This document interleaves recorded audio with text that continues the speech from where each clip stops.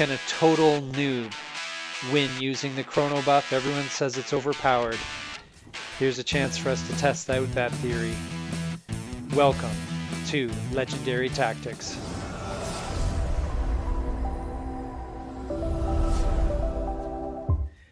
So as I said, I'm relatively new to this game. I don't play this game quite as much as my colleagues, my partners in crime, but I've heard a lot about this chrono buff, so I just decided to go for it.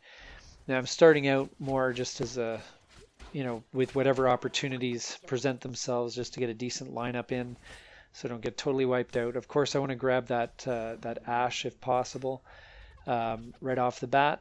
Because Chrono and Sniper is the combo that I've been running with lately, and it's been quite successful. So, it certainly pairs well with the Caitlyn, so you can get a couple of snipers in there at the back line, and have the rest of the guys up front basically holding the line until the snipers can do their worst. So, so here we've got a pretty decent lineup at. Poppy's up there just basically as a sacrifice in the early going. Just to, again, hold them back. The more spaces you can, keep the other guys away from those snipers, the more damage they do. So as much as possible, just throw as much in their way and give the snipers their best shot. Now, I don't want to abandon the snipers. I don't want to put all 3 bruisers up front, because then that leaves me really open to assassin build. So just have the one guy up there to run interference, and that should be good enough. But now that things are getting a bit we're leveling up and so forth, I'll pull back that guy and have a bit of a tighter lineup. I'm not a big guy for placement. I know it has its use in the game, but my goal is really just, I like having my group of guys there compact, and I find, for me anyway, it seems to be a flexible build, and I'm doing okay here. 4 wins in a row, and there's my level 2 Twisted Fate.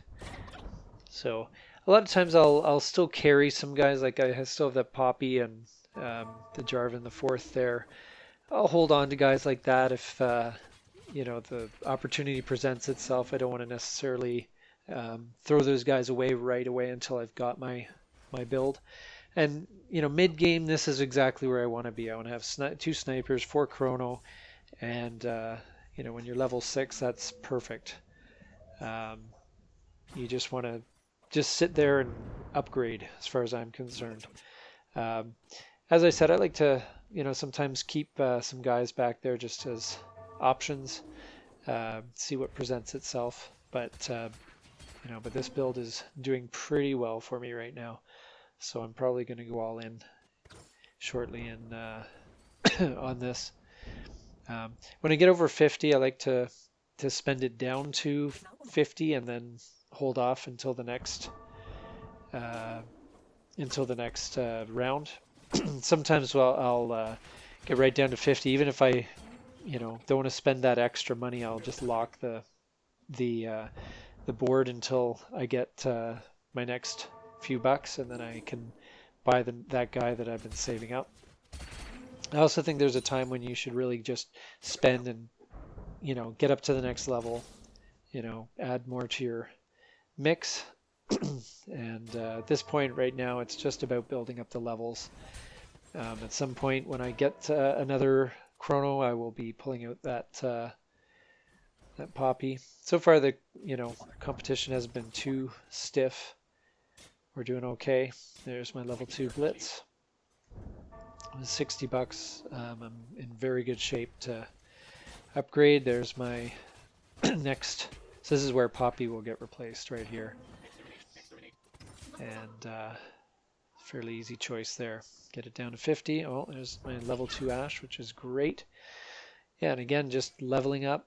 I range the guys, again, bruisers generally in the front, and sniper types in the back. Anything to, keep the distance between between the enemy and Caitlyn and Ashe. And usually in these builds, there's that Thresh. If I can get him, I'm going to be late in this merry-go-round. So sometimes you just got to take a guy for the money and hope you get a better tableau going. There's my Azrael. Got a couple of good options there. And then as the build begins to we're pretty settled at 6 chrono and 2 sniper at this stage. There's probably not a lot of room for anyone else. Even a strong level 2 or something, and really have to be powerful in order to make it into the mix. And right now I'm ahead. Still everyone's in it though, but this is where people are going to start dropping. And so far that's 4 wins in a row. Things moving pretty well. It's almost like I don't have enough room. Probably best to bail on that Jarvan at this stage.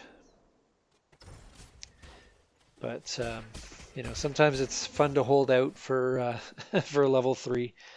But yeah, at this stage, probably best to just go for the chrono and sniper, just the pure mix. And yeah, having Zeke's Herald right in the middle there, that gives everyone that extra bonus. So just line everyone up, take the bonus, use the snipers to finish them off. Pretty straightforward build, really. There's not a lot to this. I think that's why it is very good for noobs. People who are new to the game. There's generally a good selection of chronos. There's a lot of them out there, so it's easy to get the build going. And then the snipers are also generally fairly easy to come across, but there's it's something that they complement each other very well, because you have that attack speed up front, and just load up those, especially when you get a level 2 Ashe, just load him up with weapons. He's very powerful. I have been switching out the Caitlyn sometimes, depending on where my other guys are at. It's a very small pivot, but sometimes you can if you get, say, a Thresh in there, you can maybe pull out the Caitlyn and swap for a better sniper. But basically this, like someone like Jhin, for example, might be worth getting in Caitlyn's place, but you just have to make sure you got your chrono maxed out. So that's where you have to manage your guys carefully and make sure you're not losing that chrono 6 buff, because that's pretty powerful. Yeah, just a process of managing your back 40 here, because there's lots of chronos sometimes. It's a bit overwhelming. Yeah, I saw there was a couple of Jhins there. Probably could have had a level 2 Jhin, which likely would be in many ways a better person in there than Caitlyn, but again, only as long as you have that chrono 6 buff, and as long as you're still winning, doesn't really matter. And as you can see, it was second best guy, 47,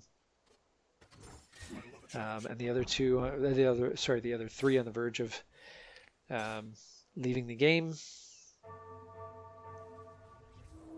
And there's level 2 Ashe. That's good. Frees up a space. Yeah. And we'll get another Ashe in there, just hoping for that level 3. But anyway, just looking at this game again, I just see that hanging on for that Jarvan, the 4th level 3 seems to be holding me back at this point. So. But level 3s generally are worth building around, even if they don't fit your build, in my opinion. So that's good. Yeah, we're just again just spending the money. We got more money than we know what to do with, really. Just we're quite far away from leveling up. I don't want to drop 50 gold to get to the next level, so There's my level 3 Ash. This is gonna get pretty straightforward from here on out. These guys are gonna have a tough time. There's another Jin. So you can see how so it's one of the most frustrating parts of the game is where you know, you're looking at the possibilities of what could have been as you see, you know, say Jin go past. You see like 10 of them go past. Now I'm just going to level up and get Thresh in there, and still hanging on for my Jarvan the 4th level 3. See what comes of that. And there's more Jins, so it's just the way this game works sometimes. Anyway, we'll get another Thresh, and that will put us in a good, you know, potential spot to have a level 2 Thresh, which would be pretty dominant.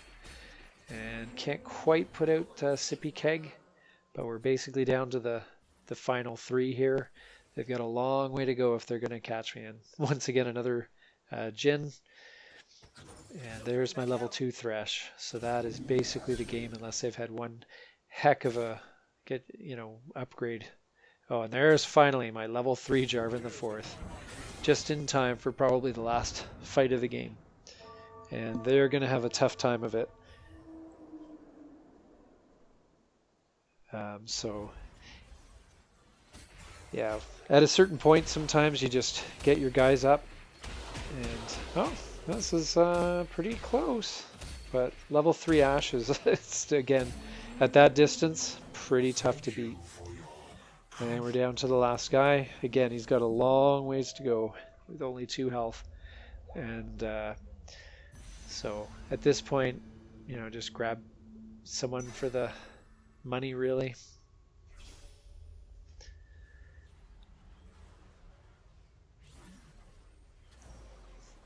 And you know, as we get ready for the last battle, we only have $9 left, so not much we can do with that, but we'll just scroll through and see if we get lucky. There's always the option to sell, you know, guys, just to get a couple spins more at the wheel and see what, you know, if there's anything else you can get to improve. Be nice if we lucked out with a couple of Blitzcranks. We'll try this, you know, we've got an extra Chrono in there, so might as well pull Twisted Fate out and put in the 4-cost guy. Just a slight improvement, but should be enough for me to pull out the win. So the final build looks maybe a little more impressive than it was through most of the game, but can't really go wrong with Chrono Sniper. Simple to pick up, simple to play, and gives you a good opportunity to win. I recommend it. Please like and subscribe.